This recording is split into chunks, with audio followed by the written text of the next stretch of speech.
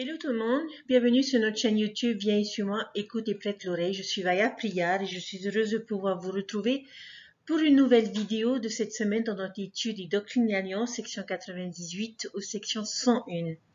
Comme vous le savez, dans notre première vidéo, nous avons vu exclusivement la section 98 avec les différentes situations, les différents conseils, les différentes promesses que le Seigneur nous faisait en fonction de la manière dont nous vivions les circonstances de notre vie. Nous avons vu également les trois lois qui sont la loi de représailles, la loi de guerre et la loi du pardon. Aujourd'hui, dans notre seconde vidéo de la semaine, nous allons voir le reste des sections, mais plus particulièrement la section 101 des Doctrines et Alliances. Les sections 99 et les sections 100, ce sont des sections qui sont sur le thème des missionnaires, qui sont adressées à John Murdoch et à Sidney Rigdon, qui étaient tous deux sur le champ de la mission et qui se faisaient du souci pour leur famille, pendant leur ministère, pendant leur mission. Et le Seigneur leur fait des promesses, leur donne des encouragements et des enseignements pour pouvoir les fortifier de manière à ce qu'ils puissent continuer à œuvrer et à faire ce pourquoi ils avaient été appelés. Dans la section 101 des Doctrines et Alliances, chers frères et sœurs, on peut se poser la question suivante. Pourquoi est-ce qu'il n'y avait pas de temple dans le comté de Jackson du Missouri? Qui était responsable de cette situation? Beaucoup pourraient penser et dire que le temple n'a pas pu être construit à cause des émeutiers qui terrorisaient les saints de l'époque et qui détruisaient leurs maisons. Nous allons découvrir, à travers notre étude de la section 101 des Doctrines et Alliances, quelles sont les véritables raisons pour lesquelles le temple n'a pas pu être construit comme il l'aurait dû être dans le comté de Jackson, dans le Missouri. Alors, avant de nous lancer dans cette étude, j'aimerais vous faire part de quelques scénarios que j'aimerais que l'on garde en tête pendant toute notre étude de la section 101 des Doctrines et Alliances. Le premier scénario s'agit d'un jeune missionnaire qui se retrouve au MTC parce qu'il a été appelé en mission dans un pays étranger. Et pendant sa formation au MTC, il a beaucoup de mal à comprendre les enseignements, il a beaucoup de mal à assimiler la langue, il rencontre beaucoup de difficultés et n'est plus motivé dans son appel en tant que missionnaire. Pourquoi serait-ce difficile pour ce jeune homme? La deuxième situation est une jeune fille qui est entrée à l'université et qui rencontre beaucoup de difficultés dans ses études. Elle lit ses écritures, elle prie le Seigneur et elle a l'impression que le Seigneur n'est pas là et ne l'aide pas dans son cursus scolaire et dans la réussite de ses études. La troisième situation que j'aimerais que l'on garde en mémoire, que l'on garde en tête pendant notre étude de la section 101, est une famille qui se retrouve dans une terrible situation suite à un cyclone. Pas de nourriture, pas d'eau, pas d'argent. Et ils se disent, comme beaucoup se le diraient à ce moment-là, pourquoi nous? Le jeune missionnaire, la jeune fille et la famille. Voilà les trois scénarios que j'aimerais que l'on garde en tête. Alors maintenant, la question que l'on peut se poser, c'est pourquoi n'y a-t-il pas de temple dans le comté de Jackson, dans le Missouri? Si on va revenir un petit peu en arrière, chers frères et sœurs, parce qu'il y a vraiment quelque chose de très important qu'il faut que l'on comprenne et d'où découleront les conséquences et notamment ce temple qui ne sera pas construit dans le comté de Jackson. Si l'on revient en arrière dans les Doctrines et Alliances et que l'on revient à la section 57, cette section a été donnée en juillet 1831. Dans la section 57, notamment dans les premiers versets de 1 à 4, le Seigneur fait part de sa volonté aux saints de construire un temple. Juillet 1831.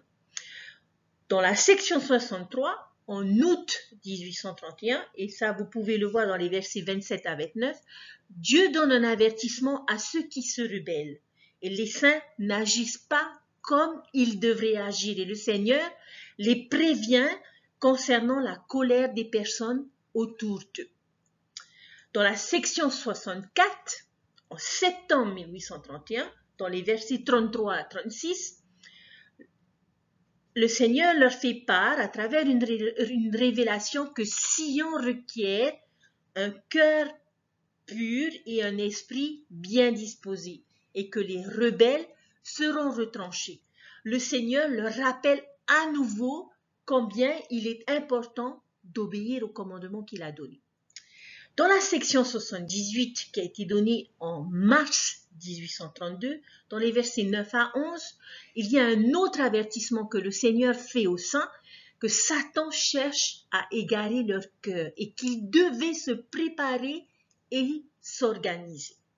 Dans la section 82, en avril 1832, dans les versets 2, 5, 10 et 24, beaucoup prêchent, le Seigneur les met en garde, et le Seigneur les met en garde contre l'adversaire. Et il leur a dit, je suis lié quand vous faites ce que je vous demande. Dans la section 84, en septembre 1832, ils n'avaient toujours pas entrepris de construire le temple et ils se préoccupaient plus de leur maison que du temple, de leur installation dans la région que la construction du temple. Dans la section 90 des Doctrines et Alliances, en mars 1833, le Seigneur leur dit de faire attention à la manière dont ils suivent les prophètes. Dieu les invite à se repentir parce que beaucoup de choses ne lui sont pas agréables. Dans la section 97, en août 1833, 2 ans plus tard, il n'y a toujours pas de temple. Ok, ils avaient besoin de s'installer, c'était une nouvelle région, mais cela faisait 2 ans, chers frères et sœurs, que le Seigneur leur avait donné le commandement de bâtir un temple. Et les problèmes vont commencer réellement à se rapprocher. Et le Seigneur, encore une fois, dans les versets 25 et 26 de la section 97, va leur dire « Dépêchez-vous de construire un temple. » Maintenant, dans la section 101, qu'est-ce qui se passe, chers frères et sœurs? Eh bien, il est trop tard. Ils ont perdu Sion. Ils ont perdu la parcelle où le temple devait être construit. Ils ont perdu cette ville où ils auraient pu s'installer. Ils ont été chassés et toujours pas une pierre du temple ne se trouve sur la parcelle de terre, si ce n'est une pierre angulaire, mais rien d'autre. Il n'y avait absolument rien d'autre sur le terrain qui était destiné à recevoir le temple. Lorsque nous allons dans la section 101, chers frères et sœurs, et j'espère que vous allez lire cette section et noter ces versets, dans les premiers versets de la section et notamment dans les versets 1 à 8, le Seigneur donne les raisons pour lesquelles le temple du comté de Jackson n'a pas été construit et les raisons pour lesquelles ce projet a échoué. Allons s'il vous plaît dans nos Écritures et regardons le verset 2. Voici ce qu'il est dit. Moi le Seigneur, j'ai souffert que les afflictions qui les ont accablés s'abattent sur eux à cause de leur transgression. Ce n'est pas le Seigneur qui leur a donné leurs afflictions, mais il a souffert que les afflictions s'abattent sur eux. Pourquoi? À cause de leur transgression. Première raison. Allons maintenant un peu plus loin dans le verset 4. C'est pourquoi il faut qu'il soit châtié et mis à l'épreuve comme Abraham qui reçut le commandement d'offrir son fils unique. C'était une expérience du châtiment pour eux, une leçon à retenir car ce que Dieu aime, nous l'avons vu la semaine dernière, il les châtie. Verset 6. Voici, je vous le dis, il y avait parmi eux des querelles, des disputes, des envies, des discordes, des désirs voluptueux et cupides, Ils ont donc soufflé par ces choses leur héritage. Cette perte, ce temple qui n'a pas pu être construit est une conséquence de leur mauvais choix, une conséquence de leur discorde, une conséquence de leurs envies, une conséquence de leur cupidité qui ne sont pas, chers frères et sœurs, les qualités d'un disciple du Christ. Versets 7 et 8. Et ils étaient lents à écouter la voix du Seigneur leur Dieu. C'est pourquoi le Seigneur leur Dieu est lent à écouter leurs prières, à leur répondre le jour de leurs ennuis. Le jour de leur paix, ils ont pris mes instructions à la légère, mais le jour de leur difficulté, par nécessité, ils me cherchent. Quand tout allait bien, les saints ont ignoré le Seigneur et ses recommandations, recommandations que nous avons, dont nous venons rapidement de faire un résumé à travers les différentes sections qui se sont étalées sur 2 ans. Les saints ont ignoré les recommandations du Seigneur. Et c'est uniquement quand les difficultés sont arrivées qu'ils se sont tournés vers lui. Chers frères et sœurs, que pouvons-nous apprendre de cette expérience? Lorsque nous ne suivons pas les conseils de Dieu et ses commandements, il permet, chers frères et sœurs, que nous souffrons les conséquences de nos décisions. Parfois, nous avons l'impression que nos prières ne sont pas répondues ou que le Seigneur semble ne pas vouloir nous aider. Eh bien, cela peut être, chers frères et sœurs, à cause de nos actions, à cause de notre négligence, à cause de notre désobéissance ou au fait de remettre à plus tard ce que nous devons faire maintenant. Bien sûr que ce n'est pas l'unique explication des afflictions et des épreuves que nous avons dans notre vie. Je ne dis pas que si nous avons une épreuve, c'est parce que nous n'avons pas fait quelque chose ou que nous avons été désobéissants. Rappelez-vous les 3 raisons pour lesquelles nous avons les épreuves. Parce que 1, nous sommes sur terre pour être mis à l'épreuve. 2, les conséquences de nos choix. Et la 3e épreuve, c'est les efforts de l'adversaire à nous éloigner. Mais ici, dans cette section 101, ce que ces saints allaient subir, le Seigneur les avait préparés. Le Seigneur les avait prévenus de ce qui pourrait arriver. Mais ils n'ont cherché que leur bien-être temporel. Ils n'ont cherché qu'à vouloir s'installer, à vouloir bâtir leur maison, à pouvoir avoir leur confort, avant de se consacrer à l'œuvre du Seigneur, avant d'accomplir ce que le Seigneur leur avait commandé. Alors j'aimerais que l'on revienne à nos situations initiales que j'ai énoncées en début de cette vidéo.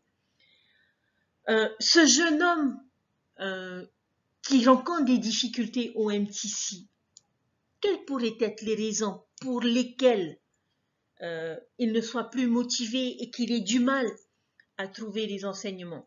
Je ne dis pas que pour ceux qui rencontrent ce genre de difficultés, c'est à cause de ce que je vais énoncer ce soir. Ce ne sont que des exemples et des suppositions que je fais aujourd'hui, chers frères et sœurs. Mais pour ce jeune du MTC, ce pourrait être parce qu'il dormait au séminaire plutôt que de suivre l'enseignement de l'instructeur ou de l'instructrice, ou parce qu'il ne voulait pas aller à la chapelle.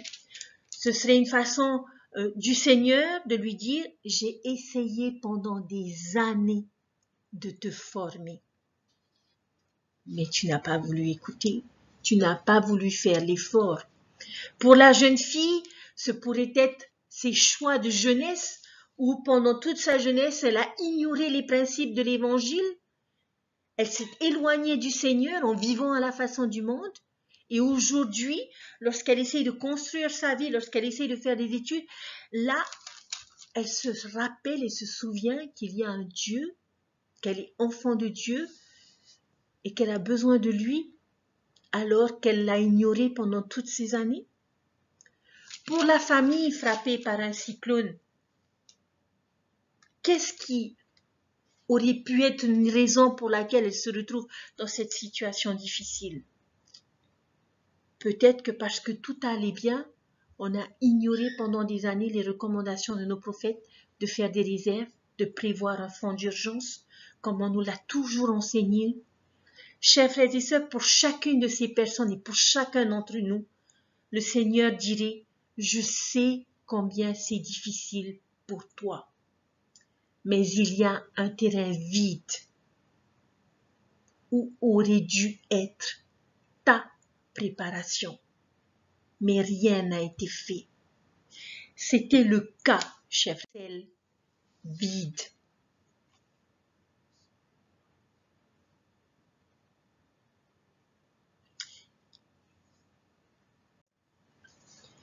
Il y avait une parcelle vide, chers frères et sœurs. Dans notre vie, y a-t-il une parcelle vide? Je nous invite à pouvoir faire un état des lieux. C'est vrai que le prophète nous avait demandé à faire un état des lieux de nos maisons, de notre vie et à enlever les décombres qui pourraient se trouver dans notre vie, dans notre foyer, dans notre maison, dans nos appels. La section 101, chers frères et sœurs, nous rappelle qu'il y a des parcelles de terre vides dans notre vie, où le Seigneur nous a recommandé, encouragé, averti, préparé, en nous demandant d'agir, de suivre certaines choses et de construire ce que nous devions construire, tant temporellement que spirituellement, sur ces parcelles vides de notre vie. Ce fut le cas pour les saints du Missouri, chers frères et sœurs. Il y avait un terrain vide qui n'attendait qu'une chose, qu'un temple soit construit. Mais pour diverses raisons, qui peuvent être aussi, chers frères et sœurs, les raisons pour lesquelles nous n'agissons pas toujours comme nous le devrions,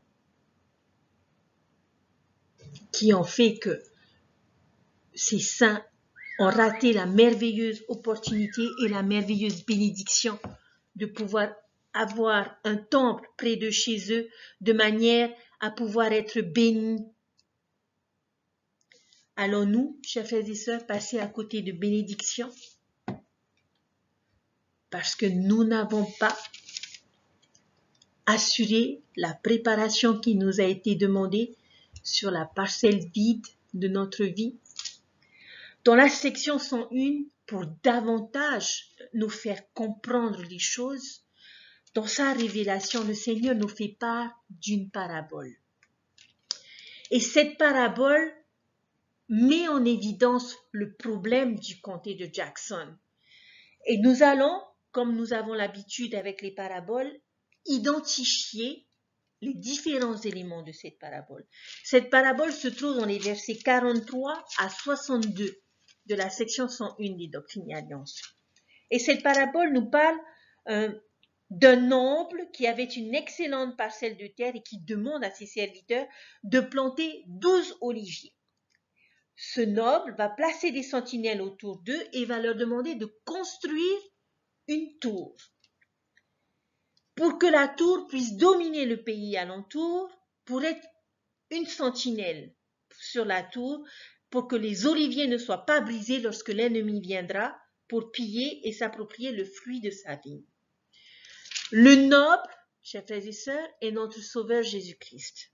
L'excellente parcelle de terre, ici, est en rapport avec le comté de Jackson. Les serviteurs sont les membres de l'Église et les oliviers, c'est l'installation des saints sur cette parcelle de terre.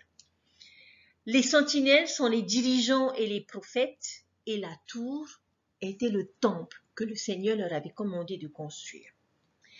Lorsque l'on lit cette parabole, on voit, et j'espère que vous le découvrirez également, où les serviteurs ont failli dans leur tâche. Regardez le verset 46. Les serviteurs du noble allèrent donc faire ce que le Seigneur leur avait commandé. Plantèrent les oliviers, les entourèrent d'une haie et commencèrent à construire une tour. Verset 47. Tandis qu'ils étaient encore en train d'en poser les fondations, ils commencèrent à se dire entre eux, « Quel besoin, mon Seigneur, a-t-il de cette tour ?» Et ils débattirent longuement, se disant entre eux, « Quel besoin, mon Seigneur, a-t-il de cette tour, étant donné que nous sommes en temps de paix? Cet argent ne pourrait-il pas être donné aux changeurs? Car il n'est pas besoin de ces choses. » Alors, chers frères et sœurs, où est-ce que les serviteurs ont-ils failli dans cette tâche et qui explique la raison pour laquelle le temple n'a pas pu être construit dans le comté de Jackson? Ils ont commencé à construire la tour, mais ils n'ont pas fini l'œuvre qu'ils étaient supposés faire. Et ils se demandaient, chers frères et sœurs, pourquoi on n'a pas d'ennemis? Tout va bien. Pourquoi devrions-nous construire une tour pour le Seigneur? Quel est l'intérêt pour le Seigneur d'avoir cette tour? Ils n'avaient pas compris. Pour eux, la tour était pour le profit du noble et non pour le leur. Ils discutaient entre eux, chers frères et sœurs. Ils raisonnaient entre eux. Ils n'écoutaient pas les sentinelles, c'est-à-dire les dirigeants et les prophètes. Ils ignoraient les recommandations des sentinelles et ils décidaient entre eux de ce qui devait être fait. Et en agissant ainsi, ils se sont mis en grand danger. Ils n'étaient pas obéissants en tout. Ils avaient suivi qu'une partie des recommandations du noble, des recommandations du Seigneur. Ils ont planté les oliviers. Oui, ils l'ont fait. Les 12 oliviers ont été bien plantés. Mais concernant la tour, ils ne semblaient pas d'accord. Et ils ne sont pas rebelles. Ils ont suivi quelques instructions. Mais malheureusement, chers frères et sœurs, pas toutes les instructions. Cette attitude et pratique de se concerter a fini par faire d'eux des paresseux et n'écoutèrent pas les commandements de Dieu. Verset 50. Et tandis qu'ils étaient en désaccord les uns avec les autres, ils devinrent très paresseux et n'écoutèrent pas les commandements de leur Seigneur.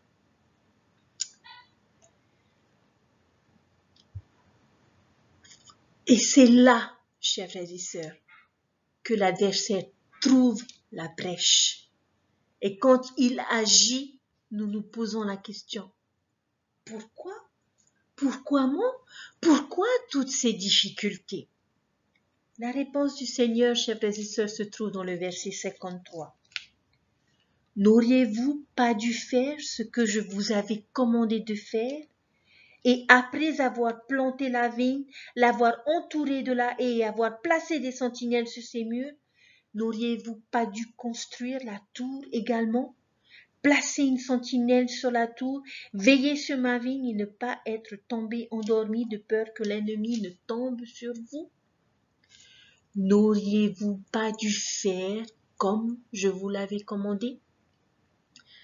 Alors, chers frères et sœurs, y a-t-il des parcelles vides dans notre vie, dans nos appels, dans nos responsabilités?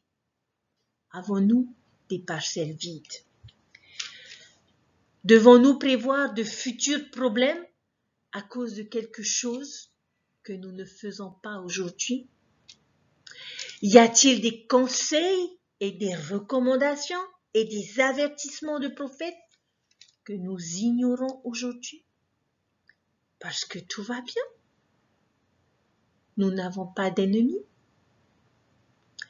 Y a-t-il, chers frères et sœurs, des tâches spirituelles que nous négligeons aujourd'hui?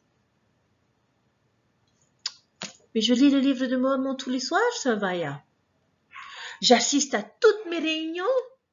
Je renouvelle mes alliances chaque dimanche. Est-ce les seules choses que le Seigneur attend de nous, chers frères et sœurs? Je ne suis pas là pour juger qui que ce soit, même moi. Cette parabole et cette section m'ont permis de me remettre en question et de voir certaines parcelles vides dans ma vie, tant temporellement que spirituellement. Chers frères et sœurs,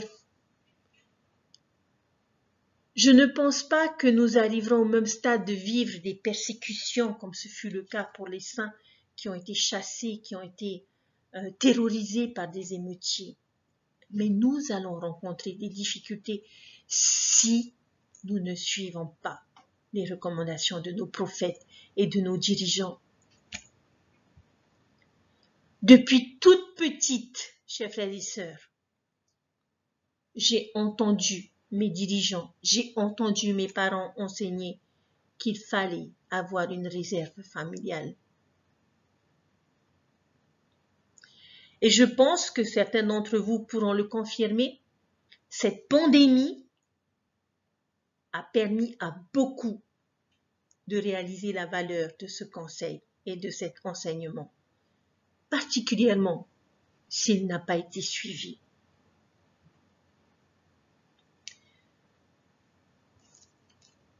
Tout ce que le Seigneur nous demande de faire, chers frères et sœurs, comme ce fut le cas pour ses serviteurs qui étaient fatigués de construire cette tour parce qu'ils ne voyaient pas l'intérêt de cette tour. Aujourd'hui, chers frères et sœurs, on nous demande d'étudier, viens et suis-moi. Le faisons-nous? Oh, je lis Doctrine et Alliance, je lis le livre de Mormon, je lis les Écritures. Viens et suis-moi, c'est comme lire les Écritures. Le service pastoral. Oh, je suis plus obligée d'aller chez les frères et sœurs.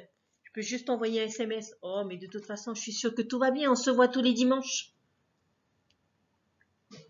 Tous ces changements, chers frères et sœurs, que nos prophètes ont apportés et ont effectués au sein de l'Église. Quelles sont ces tâches spirituelles que nous ignorons aujourd'hui, chers frères et sœurs? Je ne souhaiterais pas que pour l'un d'entre nous, ou que pour moi-même, le Seigneur me dise, mais Vaya, il y avait une parcelle de terre vide où devait être ta préparation.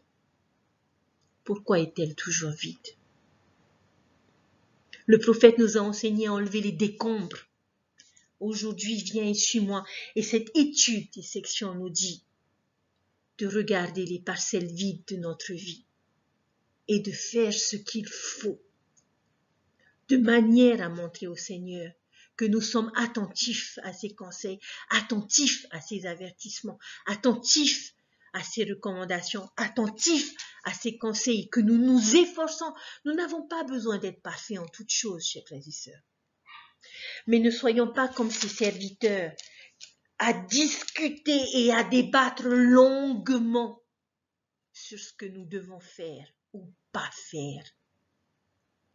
Puissions-nous chercher, chers frères et sœurs, que ce soit en tant que parents, que ce soit en tant que mari et femme, que ce soit en tant que dirigeants, que ce soit en tant que frères et sœurs du service pastoral. Qu'est-ce que le Seigneur attend de moi? Qu'est-ce que je fais aujourd'hui pour répondre aux recommandations du Seigneur? Alors nous poser la question, mais pourquoi est-ce qu'il faut que je le fasse? De toute façon, tout le monde va bien. Ne soyons pas, chers frères et sœurs, comme ces saints de l'époque et comme ces serviteurs à débattre et se demander si telle ou telle chose doit être faite, si tel ou tel programme doit être mis en place. Recherchons l'esprit. Tournons-nous vers le Seigneur, chers frères et sœurs, et soyons attentifs à ses recommandations avant que les afflictions arrivent. Écoutons les inspirations de l'Esprit, de manière à ce que, comme le Seigneur l'a dit, si vous êtes préparés, vous ne craindrez pas. et aucun de ceux qui me suivent et qui m'aiment ne sera perdu. Alors si en tant que dirigeant, dans cette période de confinement, j'ai débattu, ou j'ai repoussé, ou j'ai remis à plus tard quelque chose qui doit être fait maintenant, je nous invite, chers frères et sœurs, à changer et à nous occuper de notre parcelle de terre vide. Je sais, chers frères et sœurs, que ce sont des choses qui ne sont pas toujours agréables à entendre. Et c'est difficile pour moi de partager ces choses avec vous. Parce que je ne suis pas parfaite non plus. Comme vous, j'apprends. Et j'essaye de devenir meilleure à chaque instant de ma vie. Et je peux vous témoigner que le programme Bien suis-moi, si nous le suivons, si nous l'étudions, si nous le travaillons, nous permet de savoir ce que Dieu attend de chacun d'entre nous. Je ne voudrais pas finir ma vidéo sur ces enseignements qui peuvent être durs à entendre. Il y a une dernière vérité que je voudrais partager. Lorsque nous ne suivons pas les recommandations de Dieu, nous avons l'impression d'être seuls. Pensez-vous vraiment que le Seigneur nous abandonne dans nos difficultés? Retournons dans la section 101 et j'aimerais vous lire quelques versets et j'aimerais que vous soyez attentifs à ces versets. Cependant, je les reconnaîtrai et ils seront miens le jour où je viendrai rassembler mes joyaux. En vérité, je te dis que malgré leurs péchés, mes entrailles sont remplies de compassion pour eux. Je ne les rejetterai pas complètement. Et le jour de la colère, je me souviendrai de la miséricorde. Et tous ceux qui ont été affligés seront consolés. Ceux qui restent et ont le cœur pur retourneront et viendront à leur héritage, eux et leurs enfants, avec des chants de joie éternelle pour édifier les lieux désolés de Sion. C'est pourquoi ne craignez pas, même pas la mort, car votre joie, n'est pas pleine en ce monde, mais elle est en moi. Je vous invite à rechercher ces versets dans la section 101, chers frères et sœurs. Ces versets qui nous enseignent que nous serons toujours siens, que nous serons ses joyaux, que ses entrailles seront toujours remplies de miséricorde et de compassion, que nous serons toujours précieux à ses yeux et qu'il sera toujours là pour nous. Donc que ce soit pour ce jeune homme ou un petit, pour cette jeune fille dans ses études, pour cette famille après avoir subi ces épreuves, et comme pour chacun d'entre nous, chers frères et sœurs, il nous soutiendra. Il nous dira, je te l'avais dit, mais il nous soutiendra. Il y a le repentir, il y a le pardon, il y a la miséricorde. Et c'est important d'apprendre de nos erreurs, d'apprendre de notre passé. Mais nous devons nous concentrer sur le futur. Il a le pouvoir de faire en sorte que les choses soient pour notre bien, si nous sommes disposés à changer et à retourner sur le chemin des alliances.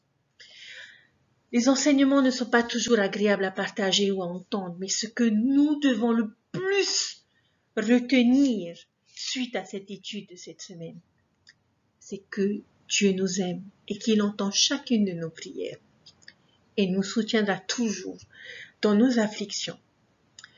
Alors faisons attention, chers frères et sœurs, aux parcelles vides de notre vie et faisons ce qu'il faut. Arrêtons de discuter, arrêtons de débattre sur ce qu'il faut faire ou ne pas faire. Soyons des enfants obéissants. Écoutons les recommandations de nos prophètes, de nos dirigeants. même si nous ne comprenons pas toujours pourquoi nous devons le faire. Et comme les filles, puissions-nous avoir la force et le courage de dire « J'irai et je ferai ».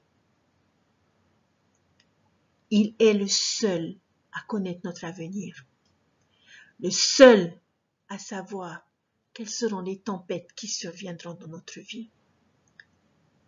Aujourd'hui, nous ne voyons pas ces tempêtes. Le ciel est bleu, le soleil brille. Peut-être pas pour certains. Mais il a fait des recommandations. Il a donné des avertissements. Il nous a invités à agir. Ne laissons pas passer l'occasion d'être bénis dans notre vie en suivant les exhortations du Seigneur à travers ses prophètes et à travers ses dirigeants. Je vous témoigne que Dieu vit et qu'il nous aime. Mais il respecte notre libre arbitre. Il ne peut pas nous forcer de faire ce que nous sommes supposés faire. Et il est le premier triste de voir lorsque nous ne sommes pas obéissants parce qu'il sait quelles seront les conséquences que nous aurons à endurer. Alors si nous voulons être heureux malgré les afflictions et malgré les tempêtes et être préparés, être armés pour toutes ces choses, chers frères et sœurs, soyons attentifs aux enseignements du Seigneur et faisons ce qu'il faut. Arrêtons de débattre, arrêtons de poser des questions, arrêtons de remettre à plus tard. Il est temps, chers frères et sœurs, d'agir parce que le Sauveur reviendra bientôt. Jésus-Christ est notre Sauveur et notre Rédempteur. Il est le Fils de Dieu. Il est ressuscité. Je suis et nous sommes tous enfants de Dieu et nous sommes tous précieux à ses yeux. C'est mon enseignement, mes encouragements, si je puis dire mes exhortations à chacun d'entre nous que je laisse au nom de Jésus-Christ. Amen. Je vous souhaite une bonne fin de semaine, un bon week-end. Puissiez-vous pouvoir faire un état des lieux de vos vies, enlever les décombres et remplir les parcelles vides. Prenez soin de vous, respectez les mesures, soyons des citoyens exemplaires et montrons l'exemple autour de nous. Je vous souhaite